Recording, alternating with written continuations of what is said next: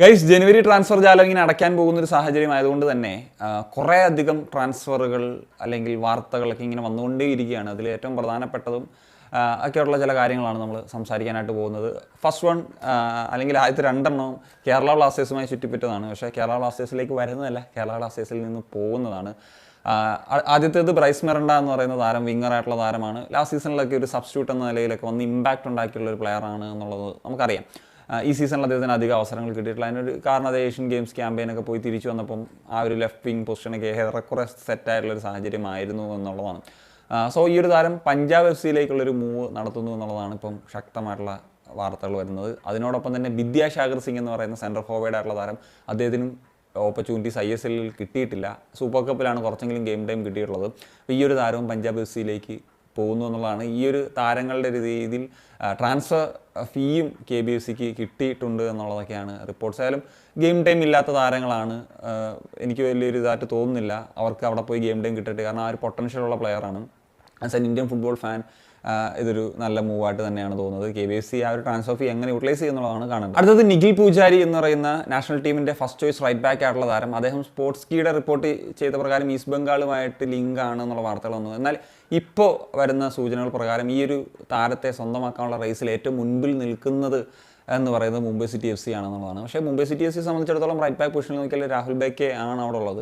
ഇപ്പോൾ തന്നെ നോക്കുക, അവരുടെ നാഷണൽ ടീമിൽ ഫസ്റ്റ് 11 തന്നെ കളിക്കുന്ന താരങ്ങൾ ഇപ്പം രാഹുൽ ബേക്കെ ആണെങ്കിലും ആകാശ് മിശ്ര ആണെങ്കിലും ഇപ്പം മെഹ്താബ് സിംഗും സ്ക്വാഡിലുള്ള പ്ലെയറാണ്. അപ്പോൾ അതിനോടൊപ്പം നിഖിൽ പൂജാരി കൂടി ആഡ് ചെയ്യുമ്പോൾ ഇന്ത്യൻ ഡിഫൻസ് കൊണ്ട് സമ്പന്നമാകും എന്നുള്ളതാണ്.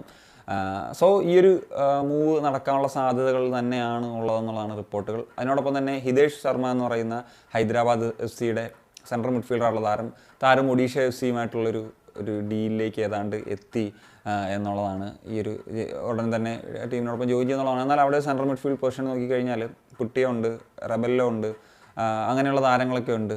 സോ അവർക്ക് ഒരു നല്ല ഫൈറ്റ് കൊടുത്തിട്ട് വേണം അദ്ദേഹത്തിന് ഒരു 11ൽ ചാൻസ് കണ്ടെത്താൻ എന്നുള്ളതാണ്. അതിലും നല്ലൊരു ടാലൻറ്റഡ് ആയിട്ടുള്ളൊരു താരം തന്നെയാണ്. ലൊബേറ ഏത് താരത്തിനെയാണ് പ്രിഫർ ചെയ്യുക എന്നുള്ളത് നമുക്ക് കണ്ടറിയേണ്ടതാണ്. ഹൈദരാബാദ് FC യുടെ ഈ രണ്ട് താരങ്ങളുടെ ഒരു മൂവിനെ പറ്റി പറയുമ്പോൾ മറ്റൊരു കാര്യം കൂടിയുണ്ട്. ചിങ്ലൻ സന സിംഗ് നമ്മൾ സംസാരിച്ചാണ്. അദ്ദേഹം ബംഗളൂരു FC അവർ ഒഫീഷ്യലി അനൗൺസ് ചെയ്യുന്നു. കാരണം 5.5 വർഷത്തെ ഒരു കോൺട്രാക്റ്റ്, അത് ലോങ് കോൺട്രാക്റ്റ് ഒക്കെയാണ് എന്നുള്ളതാണ് റിപ്പോർട്ടുകൾ. ഏതായാലും മറ്റ് വിദേശ താരങ്ങളുമായി ബന്ധപ്പെട്ട ഒന്ന് ബോർഹ ഹെറേറ എന്ന് പറയുന്ന ഈസ്റ്റ് ബംഗാളിൻ്റെ താരം, ഇപ്പോൾ സൂപ്പർ കപ്പ് വിൻ ചെയ്ത ടീമിൻ്റെയൊക്കെ ഭാഗമായിരുന്ന താരം, അദ്ദേഹം ഇനി FC ഗോവയിലായിരിക്കും ബാക്കി സീസൺ ഒരു ലോൺ മൂവിൽ പോവുക എന്നുള്ളത്. അത് ഒഫീഷ്യലി കൺഫർമേഷൻ വന്നു കഴിഞ്ഞ് വിക്ടർ റോഡ്രിഗസിൻ്റെ ഒരു പകരക്കാരൻ എന്ന നിലയിൽ.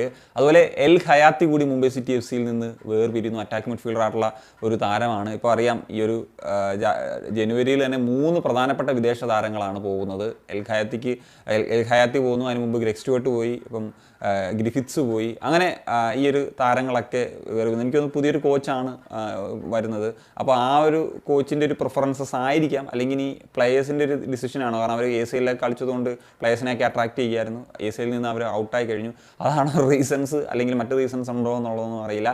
So that's it guys. അപ്പോൾ ഇതൊക്കെയാണ് ജനുവരി, ഇപ്പം നാളെ കൂടിയൊക്കെ ഉണ്ട് ആ ഒരു ട്രാൻസ്ഫർ ജാലകത്തിന് മുൻപ് പ്രധാനമായിട്ടും നടക്കുന്ന ചില ട്രാൻസ്ഫറുമായി ബന്ധപ്പെട്ടപ്പം ഡെഡ് ലൈൻ ഡേയിൽ നമുക്ക് കുറച്ചും കൂടി ഒരു കൂടുതൽ കൺഫർമേഷൻസും അല്ലെങ്കിൽ കൂടുതൽ ഒഫീഷ്യൽ അനൗൺസ്മെൻറ്റ്സും ഒക്കെ നമുക്ക് പ്രതീക്ഷിക്കുക എന്നുള്ളതാണ്. So that's it guys. അപ്പം നിങ്ങളുടെ ഒപ്പീനിയൻസ് ഉറപ്പായും കമന്റ് ചെയ്യാൻ പറ്റുകയാണ്.